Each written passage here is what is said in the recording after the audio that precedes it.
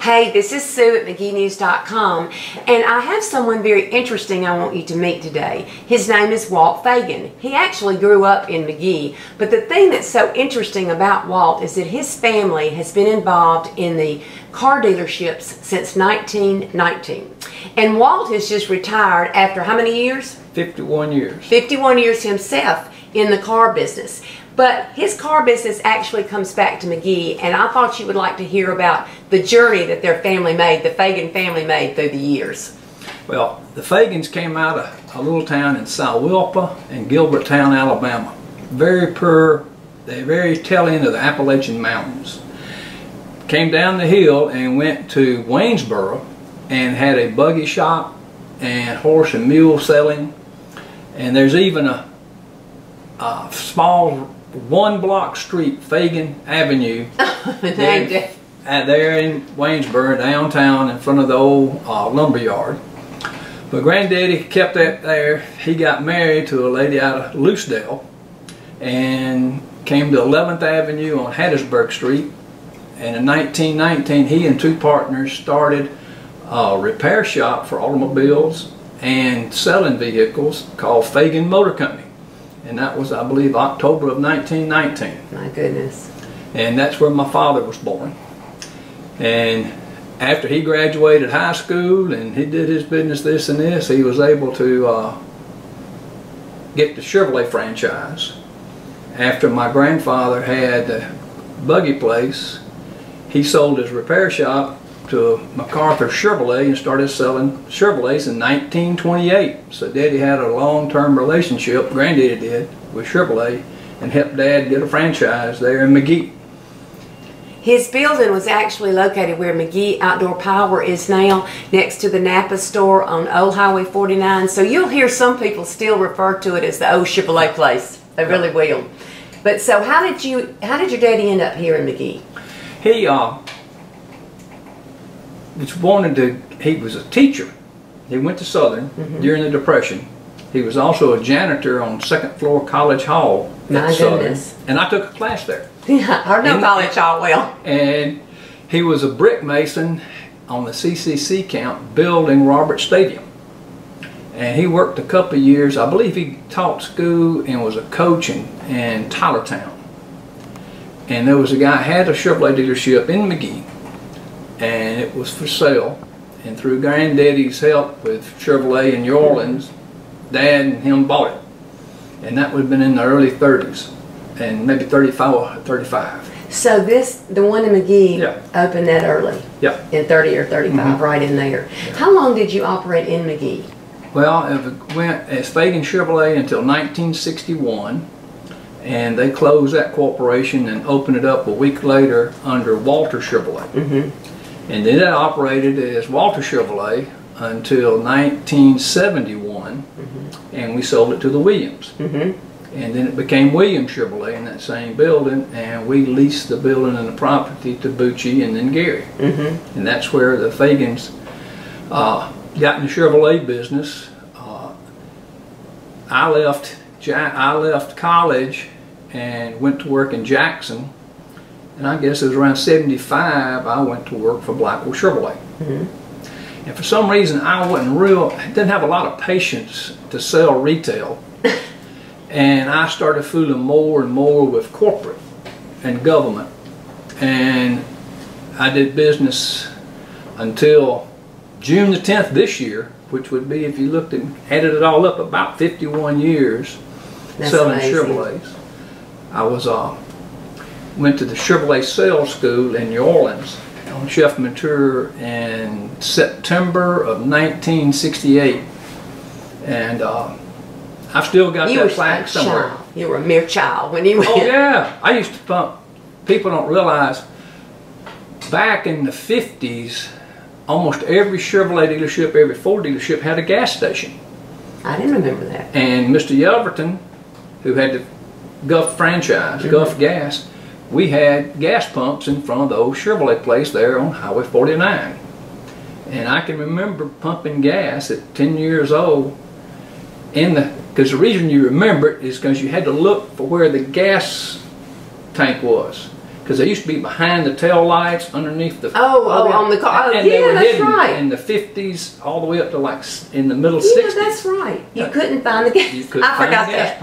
I forgot that. But that's when and then I became a mechanics helper, and then we worked, and I believe in '63 was my last time I took a family vacation, because from then on I had to work. I got to stay, but I got to stay home by myself. Oh, that was even more exciting. That was more exciting.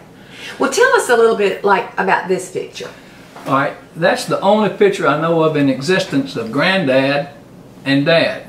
And it was taken on a very familiar place that people around here know as Mims Mitchell Hunting Club, that's still in existence north of Vicksburg. Sure is. Granddad died in 1957, and that's his 100-car club watch from General Motors that was awarded to him in 1939, and he gave it to me after he died.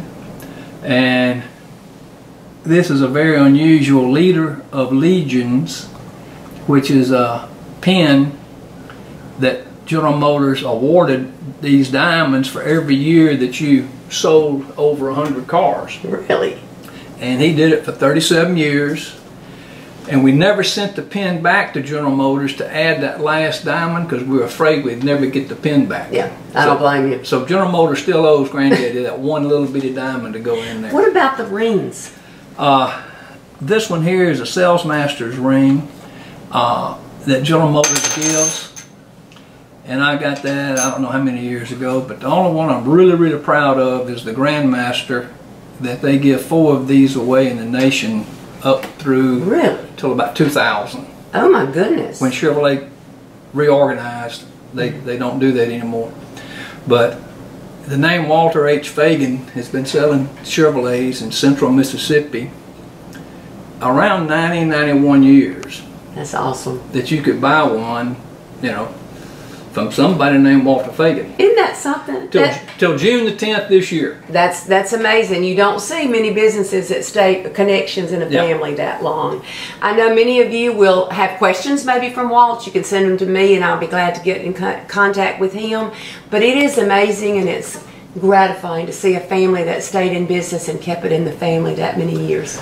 There's one person that I know of that bought a vehicle from Dad, Granddad, and I. Really? I did state contract business all over the fishing game. One time, Icy Railroad and Shell Oil, but I had a superintendent of schools over in Covington County, no, it was in Smith County in Raleigh. And he called me one day that they needed some kind of van. And we talked about it, and he said, I can remember buying my vehicles from your granddad. I said, well, you probably mean my dad in McGee. He said, no, Mr. Walter in Hattiesburg. He said, I was originally, anyway, he knew my granddaddy. And so I drove to Raleigh and had him sign the bill of sale and the title out to where I knew one person had bought vehicles from Granddad, me, and Dad. And I don't have that anymore. I don't know. I don't have it. That's amazing, though. That's really neat. It really is. That's really neat. Well, congratulations on 51 years of car business, and I know there's a lot of people that are going to miss you, because if you needed a vehicle, we always know we could go back to Walt. Well, and it was something that the business used to be more personable. You invested your time keeping customers, not trying to get a customer. And then once you had a customer, I mean, it was like a small chicken. You want some more eggs. You want to keep it. But I really enjoyed doing what I did. I enjoyed especially the corporate side. I was chosen in 1983 to be on the redesign team of the 90 model pickup. Neat. I was on the training board of General Motors. I was on the originating OnStar committee. When people don't know, this OnStar deal is using the old spy satellites. General Motors at the time owned Hughes Electronics, and all the spy satellites were watching, you know, Russian submarines and this and this. Well, then all of a sudden that was winding down, and at the same time we had a committee going on the 90 model pickup from 82 to 90. So Mr. Rock, Vice President, said, Walt, I want you to sit in on this and let's get your input. And that's where we picked a Suburban. It was the first vehicle that you're going to get OnStar on, and it would lock the door or unlock it, lock the windows or unlock it, blow the horn. And that was the first things that we wanted to be able to tell the truck to do. I came back on the second or third meeting. We all had written down notes. I said, John, if we're going to have that, why can't we do this? If that vehicle's stolen, let's lock the doors, let's stop the vehicle, lock the windows, and go ahead and wire the seat and execute them right there. And Sounds like John said, that's a great idea, but legal won't let us kill them. That's right. That's right. But you can lock them in. Yep. You can lock them But in. that was the most enjoyment thing on doing unusual stuff.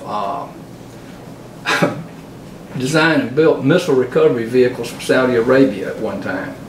I did re-rail trucks for the IC Railroad, 100-ton re-rail trucks. And you did those and specking stuff that there was actually no specs. That you started from scratch and somebody said, I need you to build this. You were recommended from these folks at the railroad. And then you'd start all over.